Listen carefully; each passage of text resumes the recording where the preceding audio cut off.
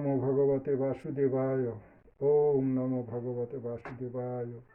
ওম নমো ভগবতে বাসুদেবায়। জয় গুরু, জয় গুরু, জয় গুরু।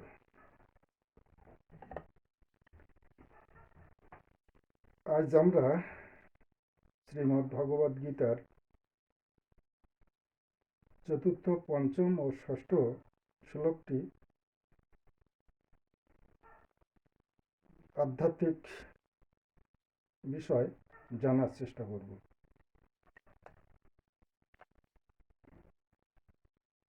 পঞ্চপাণ্ডবের ব্যূহ দর্শন করে দুর্যোধন আচার্য দ্রোণ সমীপে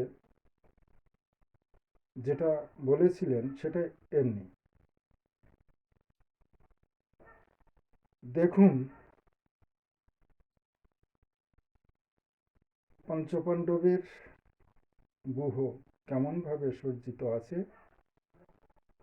সেখানে অতিরথ বা অধিরথ, মহারথ, রথী, অর্ধরথী সৈন্যের সমাবেশ। তো এই সকল অধিরথ, মহারথ, অধরথী এগুলো সম্পর্কে আজকের আমরা জানার চেষ্টা করব। প্রথমে বলে রাখি, এগুলো হলো সাধকের সাধনলব্ধ শক্তি। অতিরথ বা অধিরথী কথার অর্থ হলো যে যোদ্ধা সহস্রাধিক সৈন্যের সাথে একাই যুদ্ধ করতে পারে, সেটা হলো অতিরথ বা অতিরথী। মহারথ যে সমস্ত যোদ্ধা 10,000 সৈন্যের সাথে যুদ্ধ করতে পারে, সেই হলো মহারথ। রথী যে একজন সমবল যোদ্ধার সাথে যুদ্ধ করতে পারে। আর অর্ধরথী হলো যে রথী নিজের বলের চেয়ে ন্যূনতম বল বিশিষ্ট যোদ্ধার সঙ্গে যুদ্ধ করতে পারে।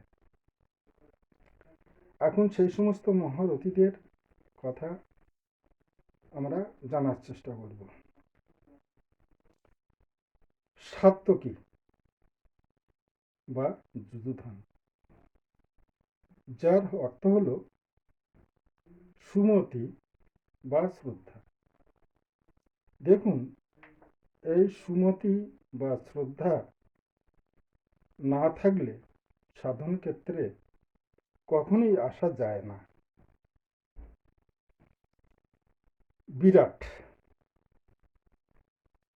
বিরাট অর্থ হল সমাধি,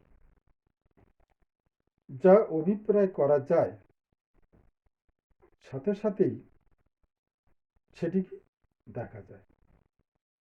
দ্রুপদ, দ্রুত পদে যিনি গমন করেন, অর্থাৎ মনের অন্তর্যামিত্ব। ধৃষ্টকেতু, এটা সাধকের স্বপ্রকাশ শক্তি। সাধনালব্ধ এই শক্তি সাধকের সমস্ত পাপ নষ্ট করে দিতে পারে। ধৃষ্টকেতু,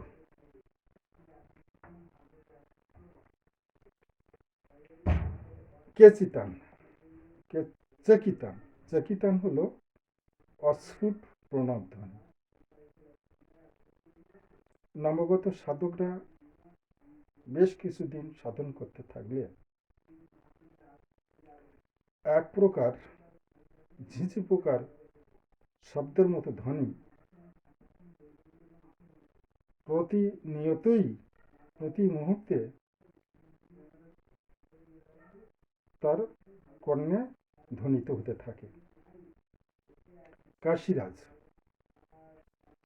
কাশীরাজ হলো সাধকের সেই শক্তি যা সকল কিছুকেই প্রকাশ করে। জ্যোতি বা জ্ঞান হলো কাশীরাজ। পুরোজিত, যিনি ইন্দ্রিয় সকলকে অবরোধ করেন, তিনিই হলেন পুরোজিত। কুন্তিভোজ, কুন্তিভোজ হল আনন্দ, সাধন থেকে প্রাপ্ত আনন্দ, সে আর কোনো আনন্দই জগতে তুল্য হয় না। শৈব,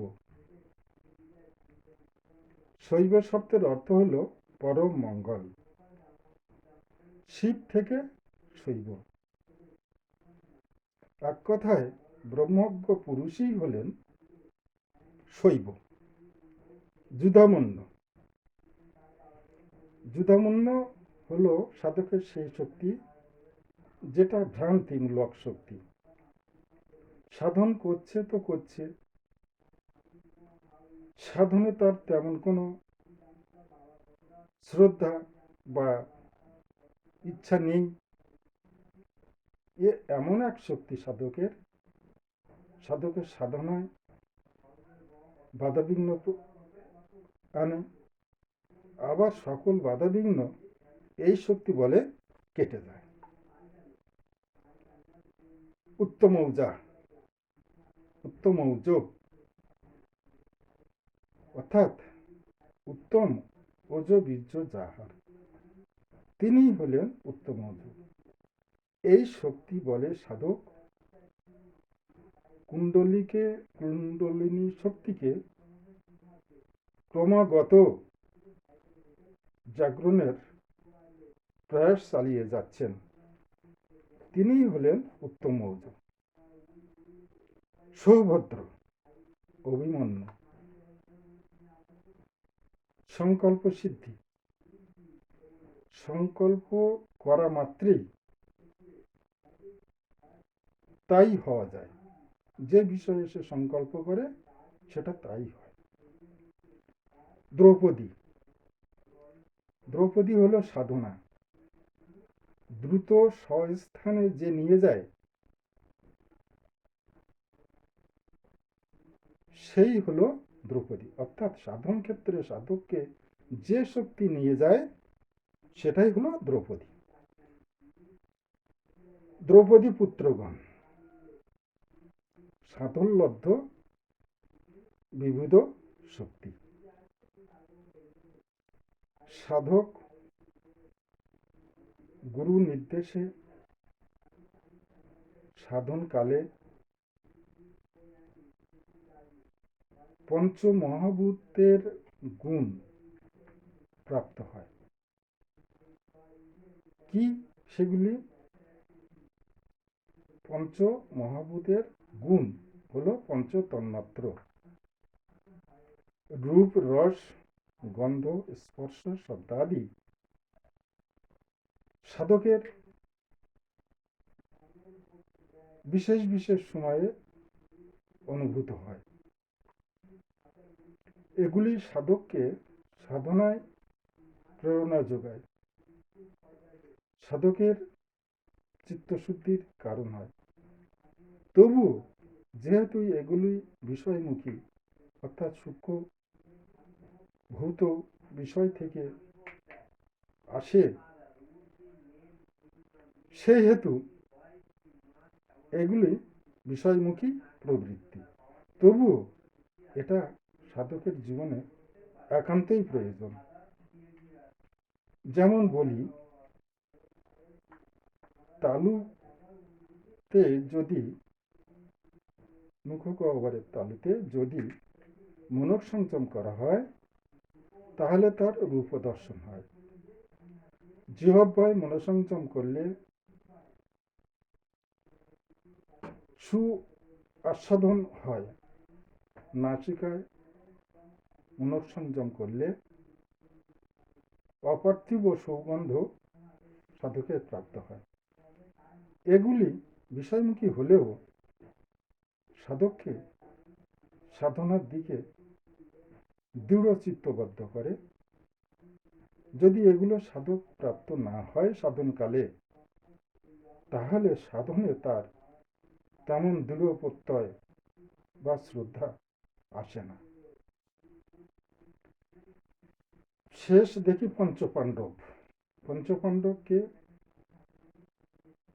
বৈরাগ্যপন্থীর দল, পঞ্চভূত হলে পঞ্চপাণ্ডব। কুণ্ডলিনী শক্তি জাগ্রত হলে পঞ্চ তত্ত্বের সঙ্গে মিলিত হয়ে পঞ্চবিন্দু উৎপন্ন হয়। এতেই সাধকের চিত্তরে বিলয় বা সমাধি ঘটে। এখন এই যে বিরাট শক্তিশালী সাধন যোদ্ধাকে কখনোই পরাস্ত করা যাবে না বা পরাজিত করা যাবে না, দুর্যোধন এটা ভালোভাবে জেনেও দুষ্কর্মমতি দুর্যোধন সাধনা তো করছেই না, উপরন্তু যারা সাধনা করতে আগ্রহী বা সাধনে কোমর বেঁধে লেগে গেছে তাদের সাধন থেকে বিরত করার প্রচেষ্টা চালাচ্ছে এবং সেই বিষয়ে গুরু দ্রোণাচার্যের সঙ্গে সভা পরামর্শ করছেন। নমস্কার। একটা বাসি শুনুন। বনমালী বংশীধারী শ্যাম নট বর সখী, শ্যাম নট বর সেই তো আমার বর রে সখী, সেই তো আমার বর।